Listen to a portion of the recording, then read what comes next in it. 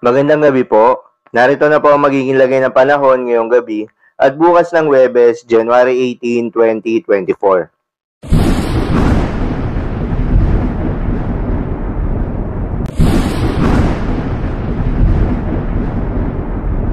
Sa kasalukuyan nga tayong sa pag-asa, itong Northeast Monsoon o hanging amihan ay patuloy pa rin nakakaapekto sa Luzon at Visayas. Samantalang itong shear line naman o yung salubungan ng malamig na hangin na Northeast Monsoon at mainit na hangin na easterlies ay nakakaapekto naman sa eastern section ng Mindanao. Kaya asahan sa Caraga, Davao Region, Northern Mindanao ang maulap na kalangitan na may kalat-kalat na pagulan at pagkidlat pagkulog. Posible ang mga pagbaha o pagguho ng lupa dahil sa katamtaman hanggang sa kung minsan ay malakas na pagulan. Para naman sa Cordillera Administrative Region, Cagayan Valley, Aurora at Quezon, asahan ang maulap na kalangitan na may maihinang pag-ulan. Dulot naman yan ng Northeast Monsoon.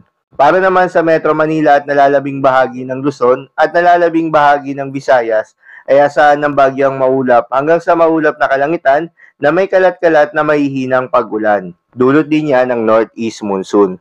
At sa natitirang bahagi naman ng Mindanao ay asahan ng bagyang maulap hanggang sa maulap na pawirin na may kasama isolated rain showers or thunderstorms. Dulot naman yan ng mga localized thunderstorms. Posible rin po mga pagbaha o pagguho ng lupa during severe thunderstorms. Kaya naman iba yung pag-iingat po sa ating mga kababayan sa mga banta ng pagbaha o pagguho ng lupa at inuulan na ang kanilang mga lugar noong mga nakarang araw pa. Magandang balita naman dahil ayon sa pag-asa ay walang binabantayan na bagyo o low pressure area sa loob at labas ng ating Philippine Area of Responsibility na maaaring makaapekto sa ating bansa for the next 3 days. Para naman sa lagay ng panahon bukas ng Huwebes, January 18, 2024 dito sa Luzon, asahan itong Northeast Monsoon o hanging amihan ay patuloy pa ring magdadala ng mahihinang pagulan sa may silangang bahagi ng Luzon, particular na sa may Cagayan Valley, Aurora at Quezon. Para naman sa Metro Manila at nalalabing bahagi ng Luzon, ay asahan ng partly cloudy to cloudy skies pero may mga tsansa pa rin ng mga pulupulong mahihinang pagulan. Para naman sa lagay ng panahon sa Visayas at Mindanao, asahan pa rin sa may silangang bahagi ng Mindanao yung epekto nitong shear line na posibleng magpaulan particular na sa may Caraga region pati na rin sa may Davao region. Para naman sa Visayas kabilang na ang Palawan, patuloy pa rin yung epekto nitong Northeast Monsoon. Kaya asahan yung mga pulupulong mahihinang pagulan.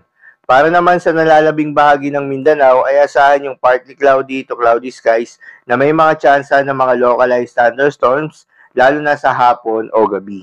Para naman sa lagay ng mga dagat baybayin, ayon sa pag-asa ay may nakataas pa rin na gale warning, particularly sa mga seaboards ng Northern Luzon, Eastern seaboards ng Central at Southern Luzon, Visayas at Mindanao. Kaya kung maaari, yung mga kababayan nating mangingisda at yung may mga maliliit na sasakyang pandagat, ay huwag munang pumalaot sa mga areas na nabanggit dahil asahan ng maalon hanggang sa napakaalon na karagatan.